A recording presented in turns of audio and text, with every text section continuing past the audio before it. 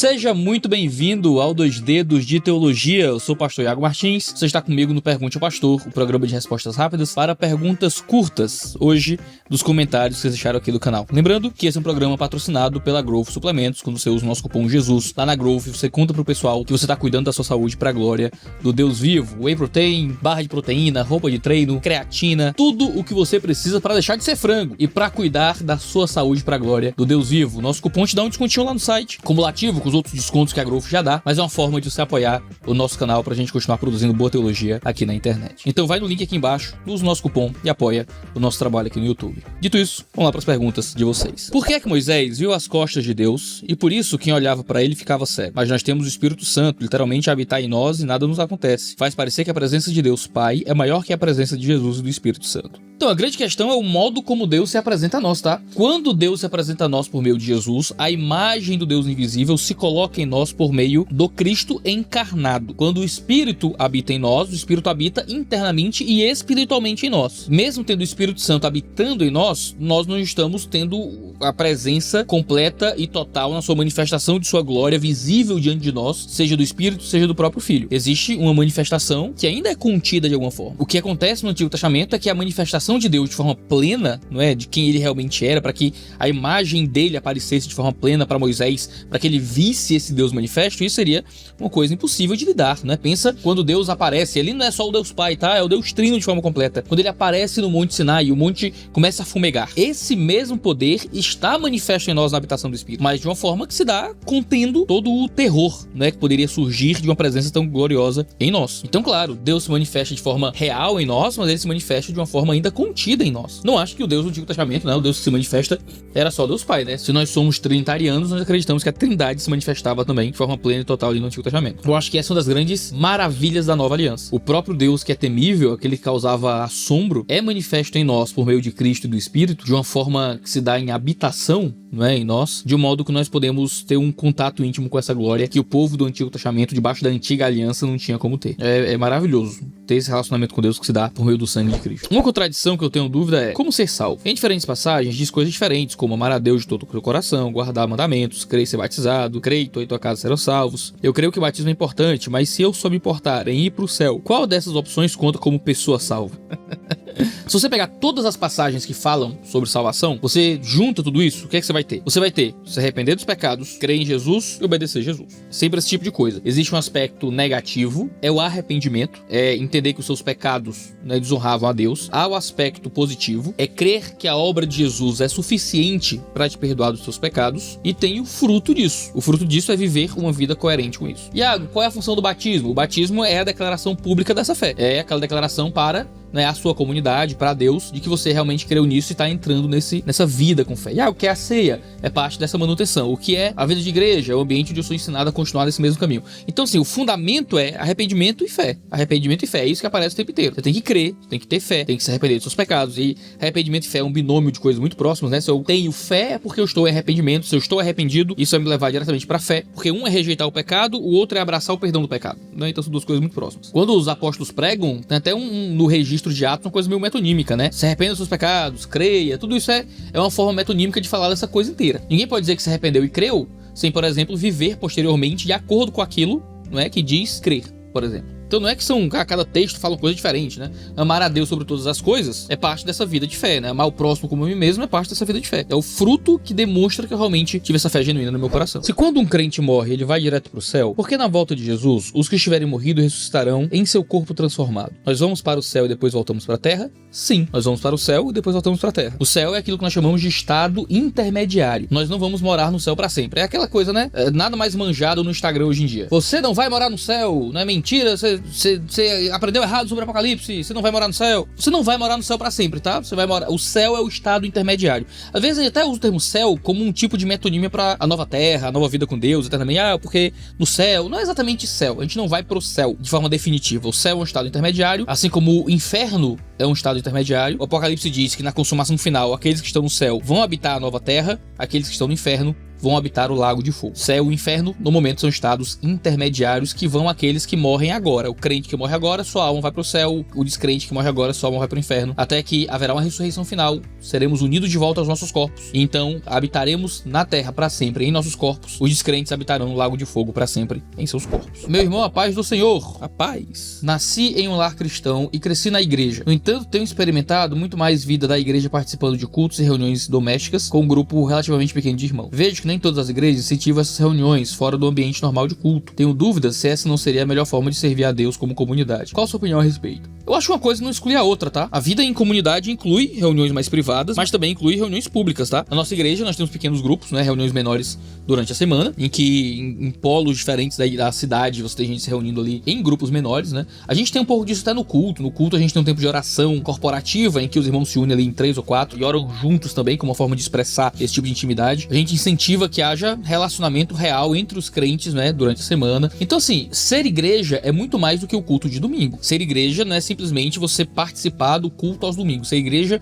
é participar da vida de uma comunidade. Aquela é a sua comunidade, aquela é a sua família, você vive agora naquele ambiente para a glória de Deus, com aquelas pessoas, para glorificar o nome do Cristo. Tem todo um aspecto muito maior do que simplesmente a frequência em um culto de domingo. O que não pode é que estas reuniões menores substituam a vida em comunidade que é maior. Por quê? Porque você precisa de pastor sobre a sua vida, de uma liderança presbiteral, cuidando da comunidade para tomar decisões, batismo, ceia, tudo isso faz parte de uma vida maior de comunidade. Você não pode reduzir a sua vida comunitária a um grupo menor, seja um pequeno grupo, seja reuniões informais com seus amigos crentes. Mas tudo isso é importantíssimo para a sua vida de fé. Ter reuniões informais com seus amigos crentes, ter pequenos grupos, ter tempo com seus amigos, tudo isso é fundamental para uma boa vida de igreja. Mas você não pode desprezar a vida completa da comunidade, né? Iago, mas nossa igreja é caseira, é doméstica, a gente se reúne numa casa. Tem liderança, tem pastores, presbitério, batismo e ceia ali dentro? Cara, então é igreja. É uma igreja mesmo que não tem a placa. Tem que ter a estrutura de igreja. A sua reunião com seus amigos na sua casa não é uma vida de igreja. É parte da vida da igreja, mas não é uma igreja. Então é só ter um pouco de tudo, tá tudo certo. Como entender Êxodo 32, 30 a 35? Se sabemos que não há como perder a salvação, a que livro o texto se refere? É o famoso caso do livro dos vivos, não é? A ideia de ter o nome riscado do livro dos vivos. Vê só, a gente muitas vezes não entende que as metáforas bíblicas aproveitam certos elementos da realidade. O que é o livro da vida? O livro da vida é um termo que é usado para se referir a um livro que tem o nome de todos que são salvos. Esse livro existe como um livro material? No céu tem uma grande enciclopédia escrito o nome de todos os salvos? Provavelmente não. Mas é um livro que representa a ideia de que os salvos têm o seu nome escrito lá. De onde é que vem essa imagem do livro da vida? Vem de um documento que existia no mundo antigo, que era o livro dos vivos, que pode ser chamado também de livro da vida, ou o livro daqueles que estão vivos, como você quiser traduzir, que era basicamente o registro das pessoas que estavam vivas naquele momento. Então, ter o nome riscado deste livro era basicamente morrer, uma metáfora para a morte. Deus toma essa ideia do livro dos vivos e usa isso como uma metáfora espiritual de ter escrito o nome não simplesmente dos que estão vivos, mas de todos que estão vivos espiritualmente. Então, quando a Bíblia usa essa linguagem, livro da vida, livro dos vivos, é basicamente a mesma coisa no original. A que livro está se referindo? Ao livro espiritual que está nos céus, como uma metáfora do nome de todos estarem guardados, ou é a referência a um elemento normal da vida comum do povo antigo? Se a gente olha para o Antigo Testamento, é mais provável que seja o registro físico dos cidadãos de uma cidade. Se é no Novo Testamento, isso já não era um costume tão popular. É bem provável que seja referência àquilo que está nos céus mesmo. Então é bom tomar essa diferença. Iago, eu realmente tenho dúvidas sobre o fato de Enoque ser recolhido por Deus, sido salvo diretamente, pelo ponto de vista da redenção em Cristo. Como um homem fiel pelos seus atos foi salvo. O texto diz assim, ó, em Gênesis 5, 22 a 24. Enoque andou com Deus, depois que gerou Metusalém, viveu 300 anos e teve filhos e filhas. Todos os dias de Enoque foram 365 anos. Enoque andou com Deus e não foi mais visto, porque Deus o levou para junto de si. O texto não diz que Enoque tinha, sei lá, um tipo de justiça própria muito poderosa, que Enoque foi salvo pelo poder de suas obras, que Enoque era um homem impecável, o que é que seja. Diz que ele foi um homem que andava com Deus. A narrativa mostra um Deus agindo com graça e bondade para com este homem, não porque ele era o bichão. Eita, esse aí é o bichão mesmo. Pensa em Jó, né? Jó foi o homem mais justo, né, do seu tempo, e Jó não foi arrebatado. Por outro lado, Jó sofreu muito na mão do diabo. Então a gente não pode acreditar que Enoque foi salvo porque Enoque vai contra a ideia de uma justiça pela fé, ou o que é que seja. Mostra um padrão de um homem que andou com Deus antes dessa derrocada do pecado no mundo que se dá a partir de Gênesis capítulo 5, o que mostra uma narrativa muito poderosa de que antes do pecado entrar no mundo, existiam pessoas que andavam com Deus ao ponto de serem levados, né, até os céus. A gente tem que parar de ficar fazendo muita teologia em cima de textos que falam pouco. Não tem nada no texto sobre o modo como ele foi salvo, salvo, o modo por que ele foi arrebatado, nada disso. Só disse que ele andava com Deus e Deus tomou ele pra si. Nada além disso. Se a regra hermenêutica, o uso adequado do texto no seu contexto, é uma norma vigente para a correta interpretação bíblica, por que os discípulos aparentemente não a respeitaram? Como Mateus 1, que se refere a uma passagem do Antigo Testamento, Isaías 7,14, uma profecia direcionada ao rei Acás. Essa pergunta é interessante porque teólogos diferentes dão respostas diferentes, tá? Uns dizem que Isaías profetizou já tendo em mente o cumprimento na pessoa de Jesus. Outros dizem que a profecia tem um referente iminente ao tempo do profeta e então em Jesus. E outros vão dizer que o significado da profecia é expandido até se cumprir plenamente em Jesus. Eu gosto da seguinte percepção: as profecias do Antigo Testamento tinham cumprimentos às vezes incompletos, nem sempre a profecia se cumpria plenamente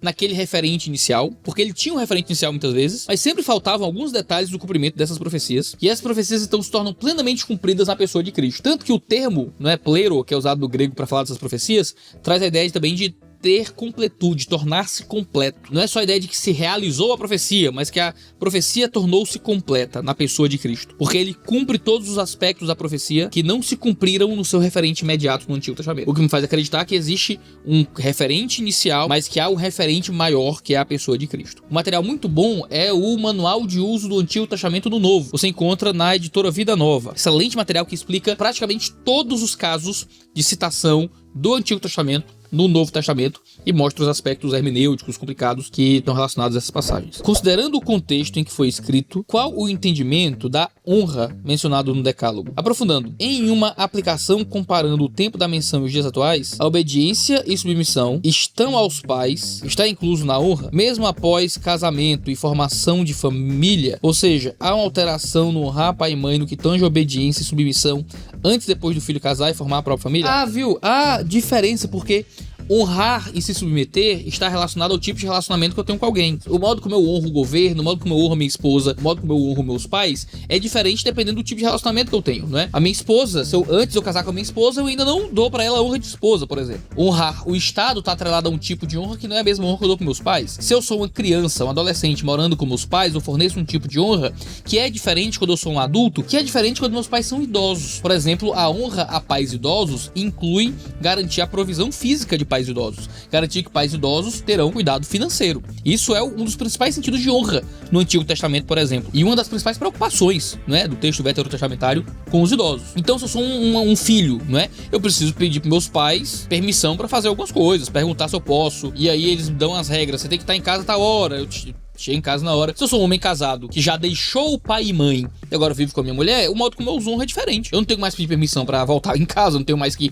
avisar pra onde estou indo, sei lá, esse tipo de coisa. Então a honra muda dependendo do local onde você tá dentro desse relacionamento. Pastor Iago, como devemos lidar com profecias apócrifas? Profecias que têm, de certa forma, base bíblica, mas é uma revelação nova. Como, por exemplo, pessoas que dizem que sabem e sonharam com o anticristo, que sabem que são as testemunhas do Apocalipse, ou eventos específicos que acontecerão um pouco tempo no futuro. É aceitável relações desse calibre? Até que ponto é bíblico e até que ponto é heresia? Não sei dizer se é heresia, mas eu não acredito em nada disso. Eu acredito que a função da profecia no Novo Testamento estava atrelado muito mais a consolo, a exortação, ao ânimo na fé das pessoas. Os aspectos de videntismo da profecia do Novo Testamento está atrelado a algumas questões pessoais. Eu acho muito difícil que existam profecias que venham para revelar mistérios e coisas ocultas da palavra de Deus. Eita, quem são as duas testemunhas? Recebeu uma profecia, não é? Quando é que Jesus volta? Recebeu uma profecia. Quem é o anticristo? Recebeu uma profecia. Ao longo da história da igreja, essas coisas sempre surgiram e sempre estavam erradas, sempre estiveram erradas, né? Então por que a gente vai ficar repetindo essa mesma ladainha de acreditar em pessoas que dizem falar em nome de Deus com um tipo de revelação que é um adicional àquilo que está no texto bíblico? Se Deus quisesse que nós soubéssemos cada um dos detalhes do que está nesses textos, Deus teria revelado um texto, não usaria o Zé Maria de São José do Mipimbu para revelar isso aí pro pessoal, entendeu? Estaria no texto. Mas o pessoal às vezes é um pouco megalomaníaco, né? E quer trazer grandes revelações do oculto e do escondido da fé pro povo, para além do que tá na palavra. É claramente a profecia apócrifa, que você pode chamar isso. Negar a Trindade é muito mais simples para o texto bíblico do que os tantos contornos, os tantos de